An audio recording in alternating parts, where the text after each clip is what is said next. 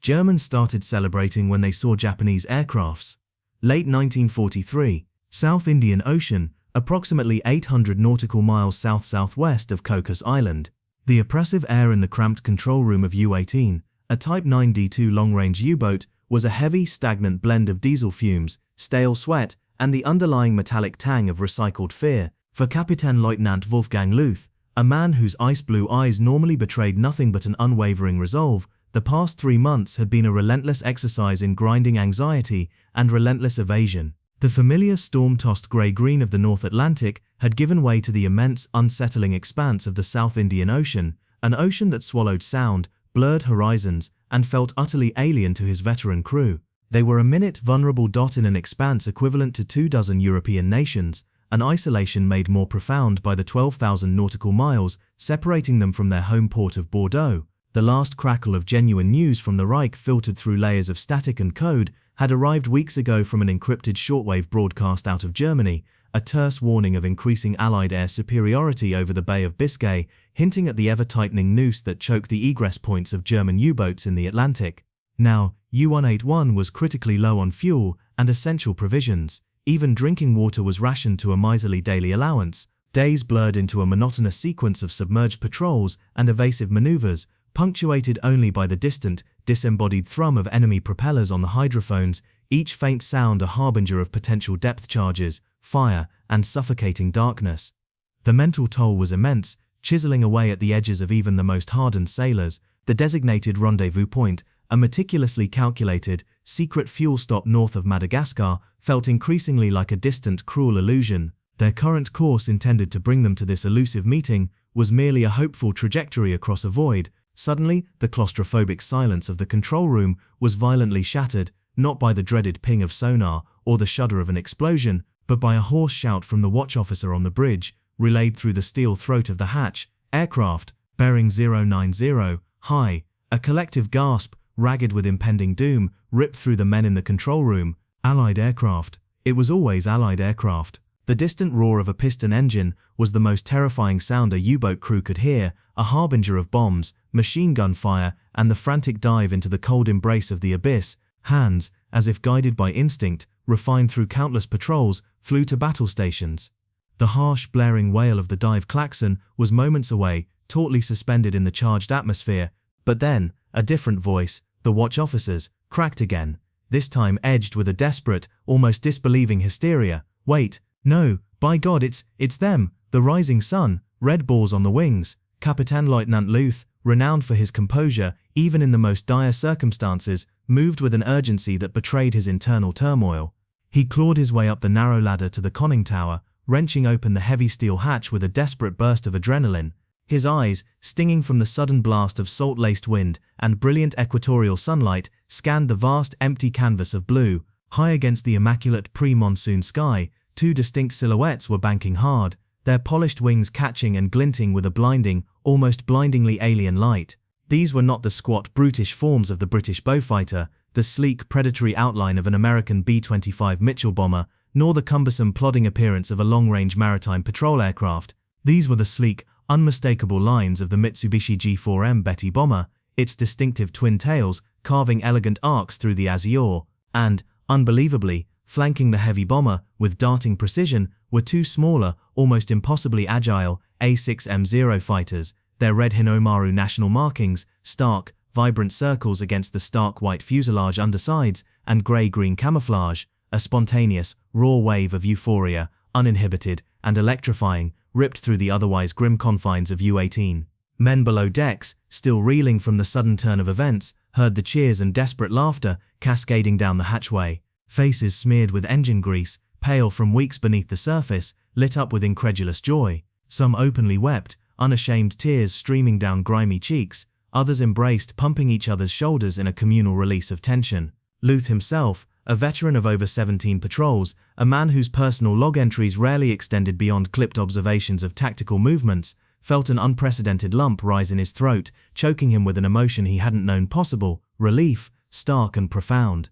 It was utterly impossible, defied all logic and expectation, yet there they were, Japanese aircraft, here, now, a tangible, undeniable sign of their distant ally, a flickering beacon of hope and shared purpose in a war that felt increasingly isolated and desperate for Germany, bogged down in the endless meat grinder of the Eastern Front and facing growing devastation from Allied strategic bombing. The visceral celebration that erupted on board U-18-1, that tropical morning, was a profound, unadulterated expression of a desperation bred over years, meticulously nurtured by a relentless stream of German propaganda. Since the inception of the Anti-Comintern Pact in 1936, progressing to the dramatic signing of the Tripartite Pact in September 1940, establishing the official Axis alliance with Japan and Italy, Berlin had relentlessly assured its populace that Germany, Japan, and later Italy stood as a monolithic global bulwark against the forces of Bolshevism and Anglo-American plutocracy. The Reich's omnipresent propaganda machine, operating through radio broadcasts, public speeches, and especially the meticulously crafted pages of Signal magazine, published in over 20 languages and widely distributed across occupied Europe, consistently trumpeted themes of the unbreakable bond of the tripartite powers. These narratives hammered home the endurance of Japan's defense economy and lauded their expanding strategic power in the Pacific, all underscored by the implicit, comforting message that Germany would, this time, avoid the bitter fate of isolation it had experienced in World War I. Yet, the lived reality, particularly for those engaged in the lonely, terrifying struggle on the vast contested oceanic arteries, was a brutal counterpoint to these carefully constructed illusions. The astronomical geographical distances between Germany and Japan imposed nearly insurmountable logistical and operational barriers to any truly meaningful military coordination, while an exchange of vital intelligence and cutting-edge advanced technology did indeed take place. A perilous, protracted dance conducted primarily by long-range submarines of the Monsoon Gruppe and audacious surface blockade runners, truly direct, synchronized operational collaboration remained exceptionally rare. German U-boats like U-18-1, deployed to the far-flung waters of the Indian Ocean, were indeed participating in a unique theater where both German and Japanese naval forces briefly overlapped, operating out of crucial shared facilities like the strategically located base at Penang in Malaya. Yet, in practice, these German wolf packs functioned as desperately lone wolves, often left to their own devices, thousands of miles from any sustained, meaningful support network. This fleeting, almost surreal aerial encounter therefore dramatically transcended its immediate tactical insignificance. For the beleaguered, battle-weary men of U-18-1, it was nothing less than a visceral, tangible confirmation that the global axis was not merely a convenient rhetorical flourish or a shimmering propaganda construct, but a living, breathing, powerfully operational entity. It resonated with the deep-seated yearning within the German military high command for the indispensable raw materials of Asia: rubber, vital for everything from tires to insulated cables; tin, essential for alloys; tungsten, critical for hardened steels in armor and weaponry; quinine, a life-saving anti-malarial drug in the tropics; and other rare earth minerals, all commodities increasingly vital to their beleaguered war machine. As the Allied blockade around Fortress Europe grew increasingly impenetrable, cutting off traditional trade routes, these exotic, distant materials became disproportionately valuable, a desperate strategic necessity.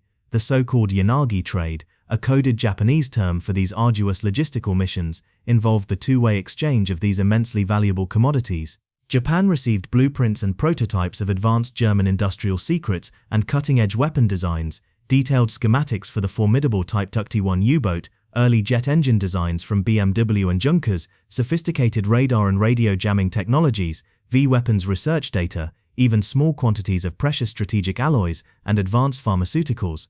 In return, Germany eagerly awaited cargoes of natural rubber, high-grade tin, wolframite for tungsten, mica for electronics, raw opium, and various medical supplies crucial for tropical operations.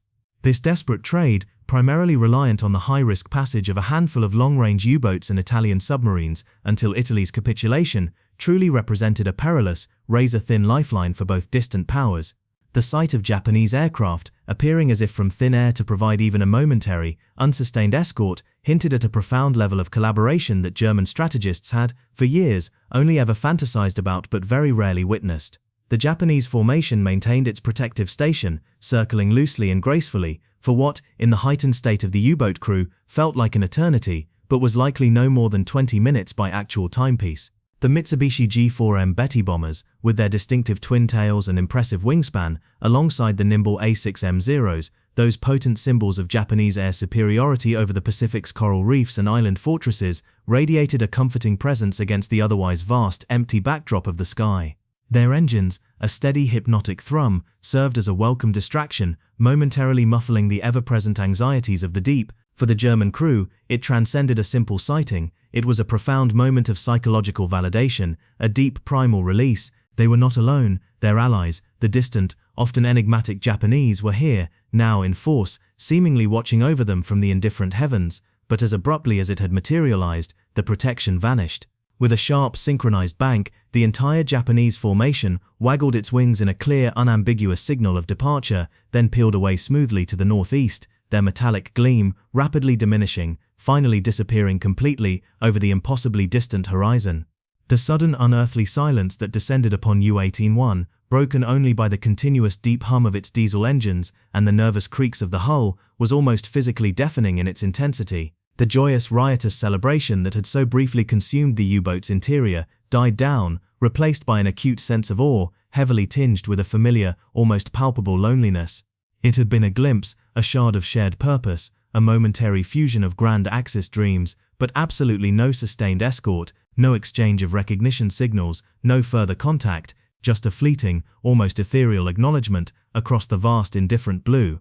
What neither Luth nor his awestruck crew understood, and what remained meticulously hidden by the vast expanse of ocean and the fractured nature of their global conflict, was the profound and complex reality underlying this seemingly miraculous appearance. While German propaganda perpetually trumpeted a robust, deeply coordinated Axis alliance, the actual operational synchronization between the Kriegsmarine's Monsun-Gruppe in the Indian Ocean and the Imperial Japanese Navy Air Service was in stark truth rudimentary at best and often non-existent. The Japanese pilots, more than likely executing a routine long-range reconnaissance or maritime patrol mission from one of their hard-won bases in the Dutch East Indies, such as Sumatra or Borneo, or from the Malayan Peninsula, had probably stumbled upon U-18-1 purely by chance. Their unlooked-for presence was far less a coordinated, pre-arranged escort and much more a momentary, coincidental convergence of two entirely disparate Axis efforts operating independently across an incomprehensibly vast ocean.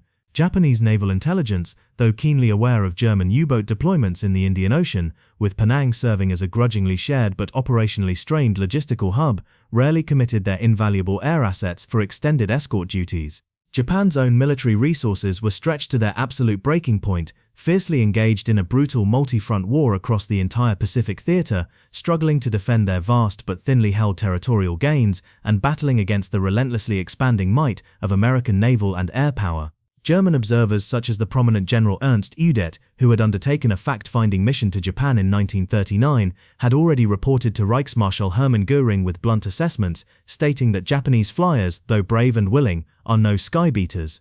This candid assessment subtly underscored Germany's persistently limited direct, actionable intelligence and understanding of genuine Japanese air capabilities and their true strategic priorities. The meticulous blueprints, prototypes, and classified technologies exchanged between the two distant Axis partners primarily focused on hard science and strategic weapons, the aforementioned U-boat designs, cutting-edge radar and radio jamming technologies, early jet propulsion data, and vital metallurgical secrets, rather than on the development or implementation of sophisticated, integrated operational air-sea tactics across such sprawling, distant theaters.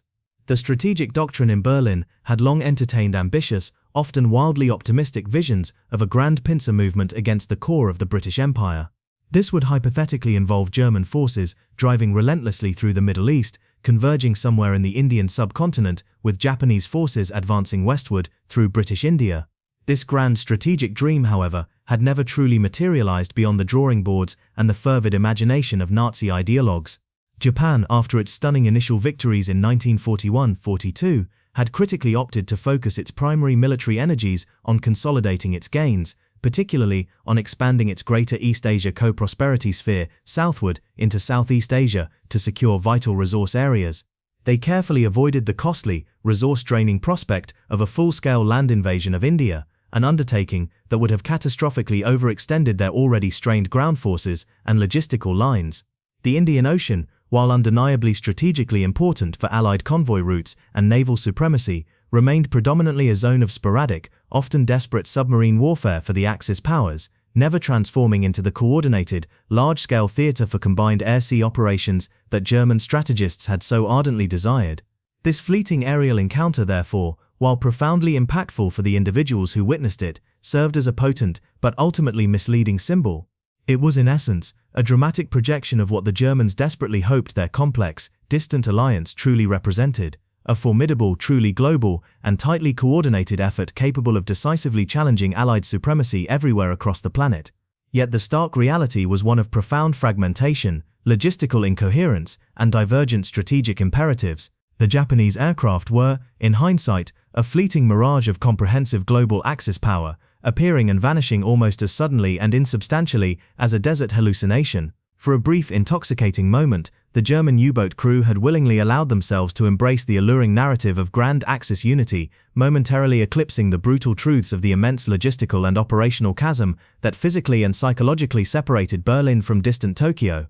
The spontaneous, unrestrained celebration, born from a deep-seated, almost primal desire for strategic reinforcement and Allied recognition, would, upon sober historical reflection, become a poignant, even heartbreaking illustration of the vast, irreconcilable gap between Axis propaganda's shimmering fantasies and the truly harsh realities of a hopelessly disjointed global war. It was a tantalizing, almost dreamlike taste of what might have been, a vision of collective might, quickly swallowed by the vast, indifferent, and infinitely cruel ocean. Despite the sober retrospective analysis, the embers of hope had, for that precious window of time, been decisively kindled. The remarkable story, amplified and embellished with each retelling, would spread like wildfire through the entire Monzen-Gruppli fleet, a whispered legend of Japanese fighters appearing like guardian angels from the skies. It would serve to powerfully reinforce the fragile but persistent belief within the German U-boat arm, however tenuous, that Germany was truly not fighting alone against an increasingly powerful coalition. It would act as a powerful emotional catalyst, fueling the ongoing, desperately dangerous blockade runs, the immense and perilous voyages across thousands of miles of hostile waters, all undertaken in the fervent, often desperate hope that such fleeting encounters, however brief and accidental, might inexplicably become more frequent, more substantive, evolving into genuine synchronized cooperation. The very existence of such a sophisticated, formidable air arm, operating with apparent competence and ease in these distant, contested waters, filled the German U-boat crews with a profound, almost mystical sense of renewed purpose and defiant determination. If their distant ally Japan could indeed field such impressive, technologically advanced aircraft so far from its embattled homeland, then surely, against all growing evidence, the seemingly insurmountable tide of the global war could still, somehow, irrevocably turn. They had witnessed it with their own eyes. The magnificent rising sun, emblazoned on powerful aircraft, shining ever so briefly and reassuringly in the boundless azure expanse of the Indian Ocean, offered a profound, almost messianic, glimmer of what Axis collaboration could eventually evolve into, rather than what, in that grim reality, it truly was. And for a nation under siege, facing a relentlessly growing two-front war, a nation clinging with desperate tenacity to every perceived sign of strength, every morsel of Allied support, that momentary luminous glimmer was more than enough to ignite a wave of profound, if ultimately deluded and tragic, celebration. This indelible moment marked only the nascent beginning of a far more expansive and intricate historical narrative that would relentlessly unravel the profound complexities and ultimately insurmountable contradictions inherent within Axis collaboration. It hinted at the truly vast, almost cosmic distances, both geographical and ideological, that hopelessly separated the ambitious Reich from the distant, insular empire of Japan. Furthermore, it foreshadowed the brutal, stark realities that fundamentally contrasted with the carefully crafted, comforting illusion of a monolithic alliance. The Germans, in that singular moment, had celebrated the almost miraculous, hope-inducing sight of their Japanese allies' advanced aircraft, but the true, deeper implications of that awe-inspiring sighting and the unflinching revelations it mercilessly laid bare about the profoundly dysfunctional and deeply superficial nature of their shared alliance were, in the tragic annals of history, yet to fully manifest and seal their intertwined fates. The exhilaration of the encounter on U-18-1 settled slowly into the grinding reality of their mission. Wolfgang Luth knew the Japanese fighters were not there to lead them safely to Penang, nor were they an assurance of future patrols unmolested by Allied aircraft. But that momentary glimpse, that stark proof of an operational, powerful Japanese presence in these distant waters, became a new fuel for morale. It buttressed the already vital Yanagi trade, the complex and exceedingly dangerous submarine pipeline between Germany and Japan that served as the true, tangible link of their improbable global alliance. The reality of this distant war theater for Germany was entirely different from the vast fleet operations or strategic bombing campaigns fought in the Atlantic or over Europe. The Monsoon Group was a handful of U-boats, primarily Type 9D2, long-range boats, and a few converted Type 1X-40s, dispatched to the Indian Ocean from late 1943 onwards. Their missions were not conventional combat patrols, but a desperate, audacious game of high-stakes commerce raiding, interwoven with a fiel onward perilous task of clandestine cargo exchange. These cargo U-boats were repurposed to carry small but immensely valuable strategic materials, technical blueprints, and personnel. These operations represented the physical manifestation of the Tripartite Pact in its most practical form. Germany needed critical raw materials from Southeast Asia to sustain its increasingly starved war industry: natural rubber, particularly for vehicle tires and specialized insulating components, high-grade tin for advanced alloys, wolframite for tungsten, vital for armor-piercing projectiles and high-speed cutting tools, and essential optical mica. Japan, in return, desperately required Germany's cutting-edge military technology, specifically radar designs, jet engine schematics, such as the Junkers Jumo 004 and BMW 03, though still developmental, advanced anti-tank weapons blueprints, guidance systems, synthetic fuel production technology, and a plethora of specialized instruments and industrial diamonds. Even a small supply of a new anti-malarial drug, essential for Japanese forces operating in the tropical Pacific, made the list. The submarines tasked with these runs became silent, cramped treasure ships. A single Type 9D2 U-boat, originally designed to carry torpedoes and a small crew for extended hunting patrols, was modified to accommodate up to 250 tons of bulk cargo and crates of sensitive material, along with the highly skilled engineers and technicians tasked with translating German breakthroughs into Japanese production. This modification dramatically altered their diving characteristics and speed, making them more vulnerable, yet the desperation was such that the risk was deemed acceptable. These voyages across the U-boat graveyard of the South Atlantic and around the Cape of Good Hope into the predator-rich Indian Ocean were among the most dangerous of the war. They stretched U-boat crews to their psychological and physical breaking points, far longer than any other patrols. Navigation in these uncharted waters, without the benefit of extensive radio direction-finding grids that existed in the Atlantic, relied on celestial fixes and meticulous dead reckoning, a solitary, intensely vulnerable undertaking. Luth's immediate concern, however, was his increasingly depleted fuel tanks. The Japanese aerial reconnaissance flight was clearly not equipped for naval rendezvous. As a highly successful U-boat commander, Luth understood that in these vast distances, luck played a disproportionately large role. His last known intelligence had spoken of a secret German replenishment U-boat, U-462, awaiting them somewhere along the African coast north of Madagascar. U-462 was one of the Type 14 milk cows, specialized tanker U-boats vital for extending the range of German attack submarines in the Atlantic, now repurposed for this new daunting mission in the Indian Ocean. Its captain, Kapitänleutnant Bruno Vorvi, would himself be a man facing his own silent desperation. The rendezvous procedure was fraught with extreme danger. German B-Dienst signals intelligence had provided broad, deliberately vague coordinates and timing windows. To communicate more explicitly risked immediate interception by Allied codebreakers who now maintained almost complete mastery of high-frequency direction finding. British signals intelligence stations, stretching from Simonstown in South Africa to Ceylon and Australia, formed a wide arc of surveillance. An increase in German radio traffic in a specific sector meant only one thing: U-boats communicating. This attracted squadrons of long-range Allied patrol aircraft, British Liberators and Sunderland flying boats, and later, American PBY Catalinas, which dominated the vast oceanic airspaces. Surface hunter-killer groups, often consisting of a converted escort carrier and a screen of destroyers, prowled the seas. The Monsoon Group's very survival depended on maintaining strict radio silence, making every contact a calculated, life-or-death gamble. Days after the Japanese sighting, as U-181 continued its slow, painful westward crawl towards the faint hope of replenishment, a faint signal flickered on their shortwave radio receiver. It was a single burst of heavily coded digits, incredibly brief, almost too faint to be legible, followed by absolute silence. The cryptologists on board worked feverishly. Within an hour, they had it: updated rendezvous coordinates, a shift in position, and a tighter but still nerve-wrackingly broad window for contact.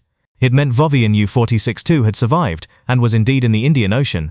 A new wave of desperate relief, just as potent as the euphoria of seeing the Japanese aircraft, spread through U-181. They still had a chance. December 1944, in the frozen Ardennes forest, soldiers of the 101st Airborne Division huddled in their foxholes. The pre-dawn silence was deceptive. These battle-hardened veterans knew the Germans were out there, watching, waiting. The fog concealed both friend and foe, creating an eerie stillness before the storm. Yet, this small beacon of hope also intensified the peril, for any radio communication, however brief, carried inherent risks. The next day, after a particularly challenging navigation exercise under a starless sky, a sharp-eyed lookout spotted the unmistakable profile of a milk cow, surfaced against the vast horizon. It was U-462. For both crews, it was a moment of profound quiet salvation. The act of refueling at sea, especially between two submarines in an enemy-controlled ocean, was one of World War II's most harrowing naval ballet acts. It often took place in rough seas, requiring skilled seamanship, patience, and nerves of steel, exposed and vulnerable for hours, sometimes an entire day, to the predations of air and sea. It was a period of excruciating vulnerability. Hoses were passed across pitching decks, thousands of gallons of precious fuel were transferred, provisions exchanged, and in the case of the Yanagi boats, the invaluable sensitive cargo. On board U-462, the process unfolded with grim efficiency. Crated anti-tank mine designs, compact precision-engineered detonators, packets of schematics for specialized torpedo igniters, vials of experimental drugs, and miniature electronic components, destined for reverse engineering by Japanese scientists, were carefully passed over from U-18-1. In return, large bales of unprocessed natural rubber, carefully waterproofed, bundles of tin ingots, and several heavy wooden crates marked wolframite were moved to U-18-1. Each crate, each parcel, represented months of painstaking collection, planning and transit, a testament to the colossal industrial demands of total war. It also reinforced the harsh economic realities driving this perilous enterprise: Japan's desperate need for technology to compensate for American industrial might, and Germany's increasingly acute starvation for vital colonial resources. While the fuel and goods were being transferred, the captains exchanged a rare few words. Volvi confirmed that the Indian Ocean, though superficially quieter than the Atlantic, was still lethally dangerous. Long-range patrol bombers were a persistent threat, and Allied signals intelligence was proving chillingly effective. There were rumors of an increase in U.S. Navy submarine activity around the supply routes from Penang and Singapore, the very ports U-18-1 was headed for. Just 2 months prior, in October 1943, another German Type 92, U-1849, bound for Japan with radar and other technical secrets, had been intercepted and sunk in the South Atlantic by a patrolling American B-24 Liberator, demonstrating the reach of Allied air power and signals intelligence. Luth related the unexpected encounter with the Japanese aircraft. Volvi nodded, grim-faced. He'd heard vague, hopeful reports of Japanese long-range air patrols, but had never witnessed one. It confirmed what intelligence suggested: the Japanese were indeed present, powerful enough to patrol thousands of miles from their main bases. Yet Volvi also expressed the underlying unspoken frustration. Such sightings, while exhilarating, rarely translated into sustained support or coordinated attacks. Each side fought its own battles, bound by the loose threads of ideology and strategic necessity, but tragically separated by distance, culture, and incompatible doctrines. There were, for example, very few Japanese officers on exchange programs serving aboard German U-boats, or vice versa, hindering direct tactical collaboration.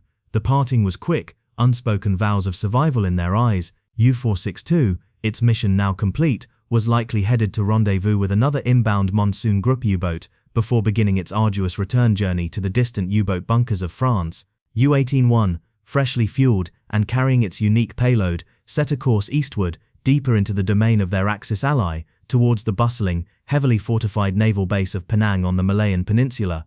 It was a perilous journey that would take many more weeks, fraught with renewed dangers. The mental picture of the Betty bombers and Zero fighters, with their confident red circles, remained burned into the minds of Luth's crew. It was a shared memory, a symbol. It sustained them through the ensuing days of claustrophobic patrol, the maddening silence of the hydrophones, broken only by the distant sounds of enemy surface traffic, the eternal grey-green depths, and the grinding fear of an unforeseen explosion that could snuff out their fragile existence at any moment. This image represented the ultimate reach of their alliance. Even if its true, operational implications were tenuous. As U-18-1 continued its journey towards Japanese-held territory, the German crews had yet to grasp the profound complexities, inherent vulnerabilities, and ultimately irreconcilable divergences that underpinned the Axis alliance.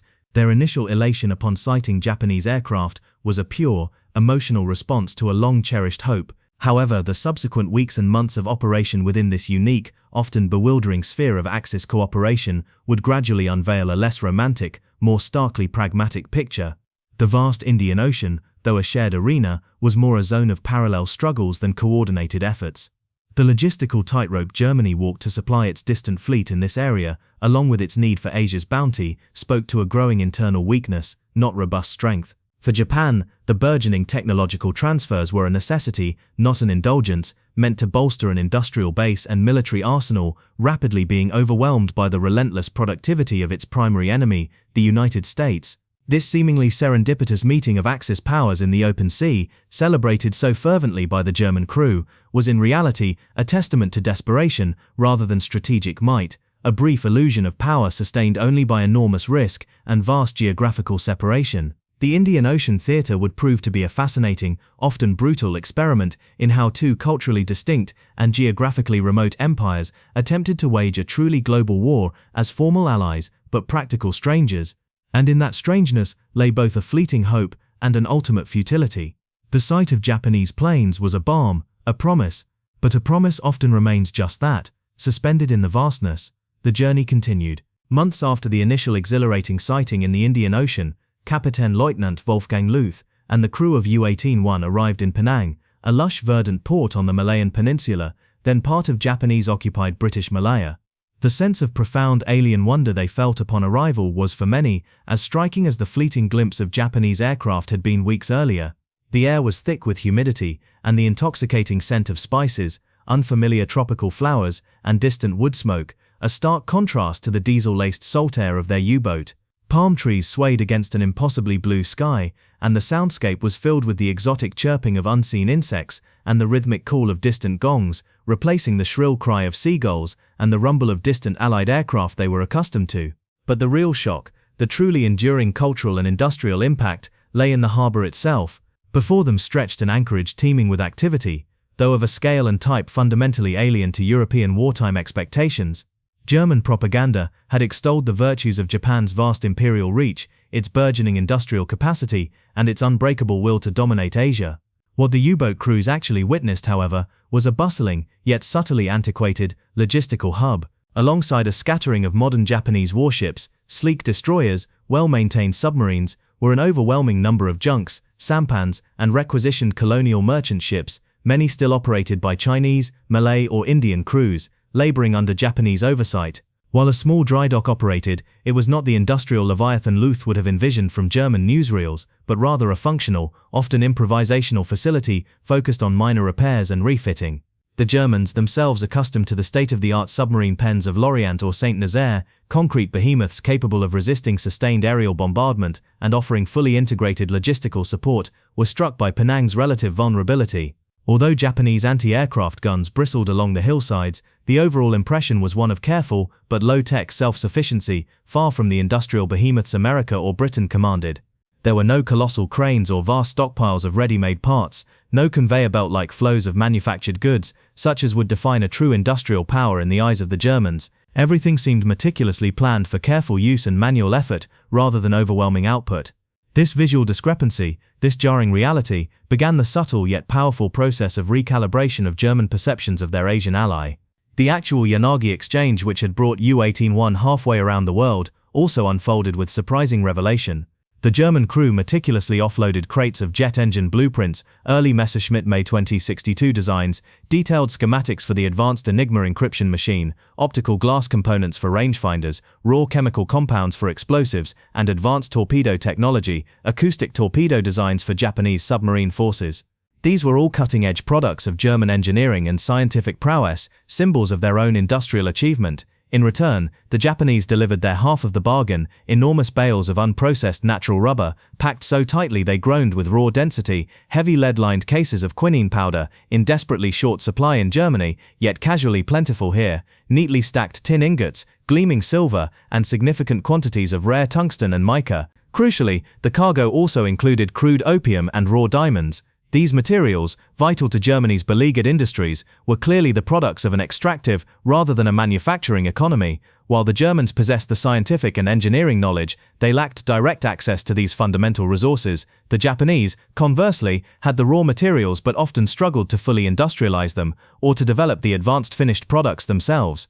This exchange illuminated not a seamless technological partnership, but a symbiotic, yet unequal relationship, born of desperate wartime exigency. Cultural exchanges, brief and sometimes awkward, also colored their stay. German officers and crew, allowed shore leave, interacted with their Japanese counterparts. The language barrier was immense, often navigated by gestures or a handful of words in broken English, a relic of colonial influence. German officers, however, noted the Japanese military's rigid adherence to hierarchical protocol, discipline, and an unwavering, almost spiritual stoicism in the face of hardship, traits that resonated with aspects of their own Prussian military tradition, though carried to extremes that occasionally baffled them. They found that Japanese officers often prioritized collective duty and national honor above individual initiative, a characteristic that German tactical doctrine had learned to embrace selectively after its earlier disastrous rigidity in World War I.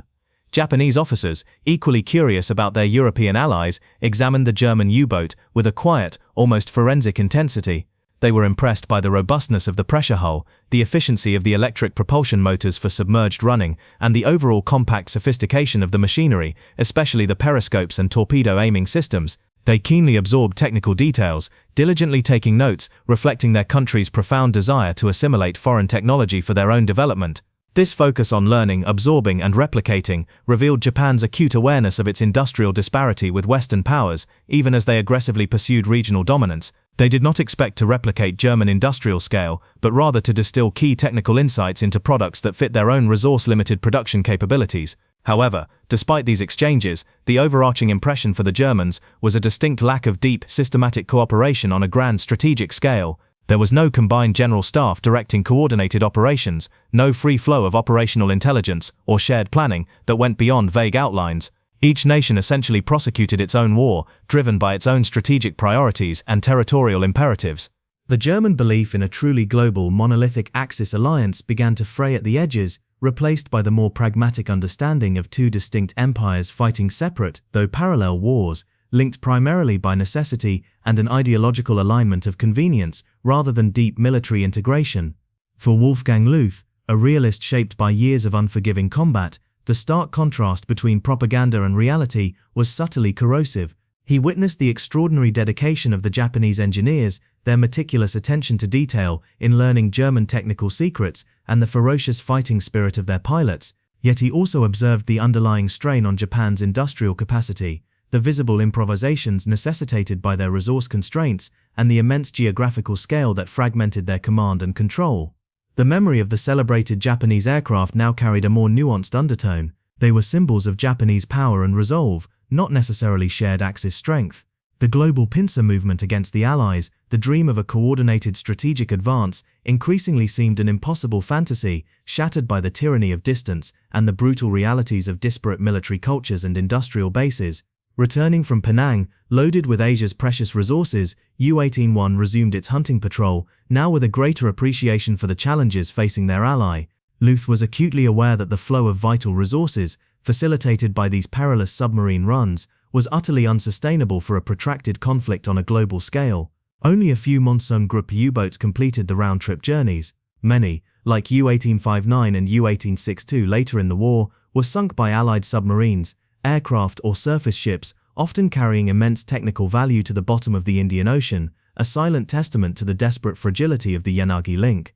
The Japanese Betty and Zero pilots, no matter how bravely or confidently they flew, could not alter the fundamental brutal equations of industrial warfare that dictated the ultimate fate of Germany and Japan. They could offer a fleeting moment of elation, a temporary lifting of spirits, but not true strategic deliverance. The celebrated sighting, once a potent symbol of global Axis unity, began its slow transformation into an emblem of profound disconnect. It became a testament to the immense distances that kept these allies functionally apart, to the profound industrial and logistical chasms that made genuine cooperation impossible on a scale that could truly challenge the combined might of the Anglo-American war machine. The illusion of a united global Axis, once a powerful motivator for the men of U-181, began to erode with each passing month in the Indian Ocean, replaced by the grim realization that, ultimately, both Germany and Japan were fighting alone against an enemy whose industrial and logistical power could not be matched by isolated acts of bravery or ingenuity, no matter how extraordinary. For the German submariners, the celebration on sighting the Japanese aircraft had been genuine, a flash of pure, unadulterated hope. It was the visual representation of a grand, desperate alliance, finally, if fleetingly, manifested. Yet, in the long, brutal context of a war increasingly defined by mass production, sustained logistical power, and total resource mobilization, that spectacular glimpse in the South Indian Ocean proved to be nothing more than a magnificent illusion, a symbol of shared ideology, but not shared strategic capability. Germany would fall, starved of the very resources U-18-1 and her sister boats had ferried, while Japan would be utterly crushed by an industrial behemoth it could not possibly match. The Germans indeed celebrated when they saw Japanese aircraft, but they celebrated a mirage, a powerful sustaining mirage in a lonely and desperate struggle, but a mirage nonetheless, quickly subsumed by the inevitable, tragic tide of total war. The fleeting image of the rising sun fighters above them, once a sign of a united destiny, would ultimately become a poignant reminder of two empires fighting and falling profoundly alone.